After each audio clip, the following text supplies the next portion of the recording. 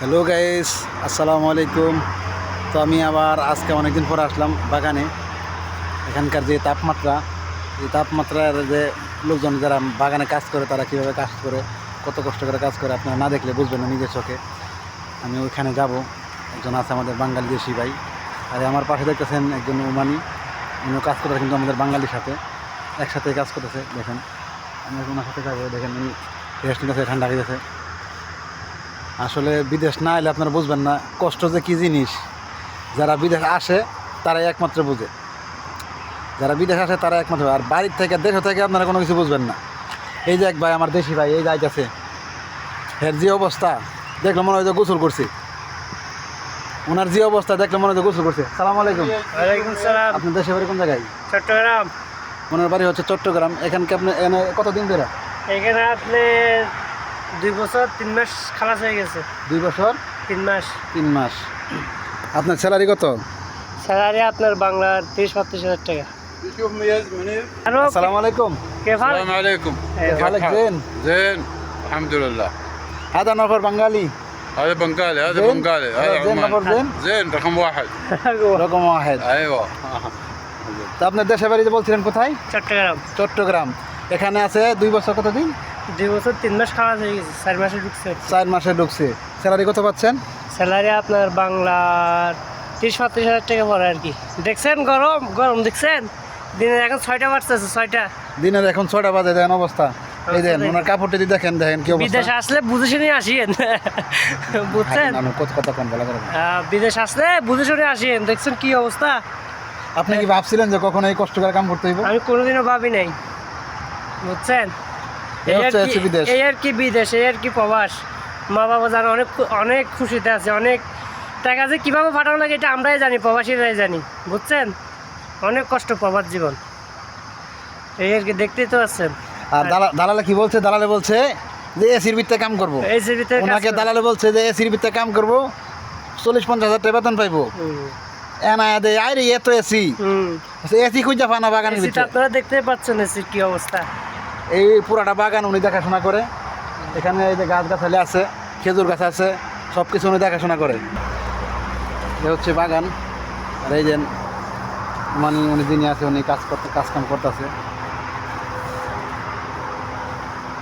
যারা বিদেশ নতুন আসবেন আপনারা অবশ্যই দালালের কাছ থেকে সব কিছু অবশ্যই যাচাই করে নেবেন।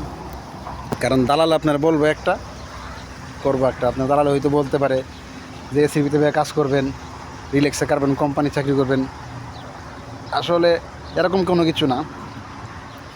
দালালের কথা শুনে যদি বিদেশে আসেন তাহলে ধরা খাবেন। আর ইদানিং দেখা গেল কিছু খুলছে, যারা লেবারি ভিসা বন্ধ, শুধু আপনার মহিলারা আসতে পারবে বিদেশ, মহিলারা আসতে পারবে। আর ওমানে যারা আছে তারা শুধু বদলি হতে পারবে, মানে এক আরব থেকে আরেক আরবে যাইতে পারবো, তাছাড়া অন্য কোনো লোকজন যাইতে পারবো না। এই অবস্থা আর কি। আর বিশেষ করে এখানে আসলে 100% রোদে কাজ করতে হবে। সেমার কোনো কাজ নাই, সেমার মধ্যে আপনি যে কাজ করবেন কোনো কাজ নাই। এই যে এই খেজুর ফাড়ার জন্য একজন লোক লাগছে, শুধু খেজুরের গাছগুলো বান্ধা দেওয়ার জন্য। এই দেখেন খেজুর গাছ।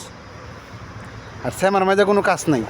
আপনি যত কিছু করেন শ্যামাতে কোনো কাজ করতে পারবেন না, শ্যামার কোনো কাজই নেই। আর বিশেষ করে যারা পুরাতন আছেন, আমি আপনাকে একটা বিশেষ করে একটা কথা বলি, যারা পুরাতন আছেন আপনারা অবশ্যই দেশের থেকে কোনো লোক আনবেন না।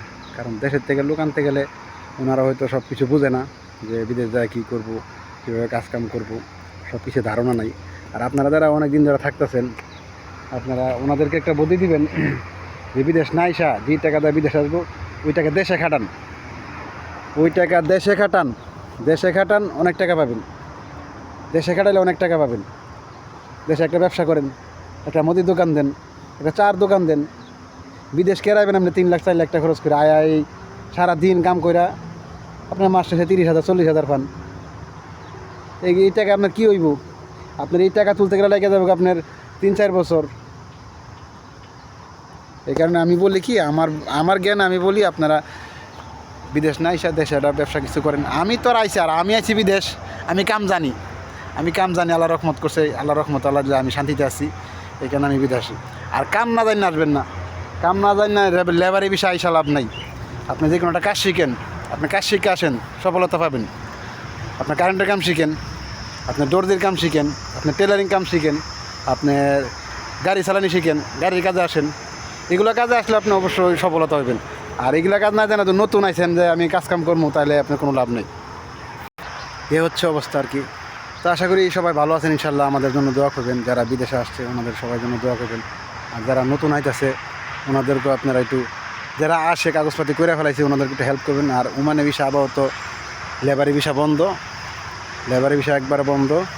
শুধু মহিলা তাব্বাকে যারা কাজ করে ওনারা আসতে পারবেন, আর তাছাড়া অন্য কোনো লোকজন আসতে পারবে না। এই হচ্ছে অবস্থা আর কি।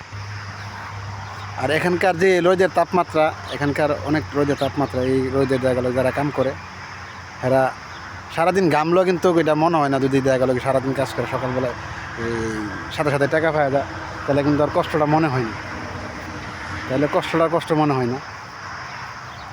এই আর কি অবস্থা। যারা সারাদিন কাজ করে এরা অনেকে, এখানে যে একজন ওমানি আছে আমার সাদিক, উনি গাছের থেকে খেজুর পাড়তেছে। মাশাআল্লাহ, আল্লাহর রহমত, সব হচ্ছে আল্লাহর রহমত। দেন খেজুর পাইতে গেছে অলরেডি।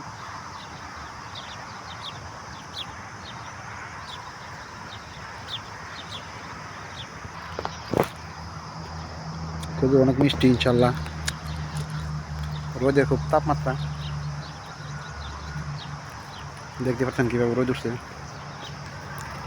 মনে পারতেছে খেজুর, প্রত্যেকটা গাছের খেজুর সেক দিব ওরা, কীভাবে সেক দেয়, কীভাবে পাকে, না দেখলে বুঝবেন না।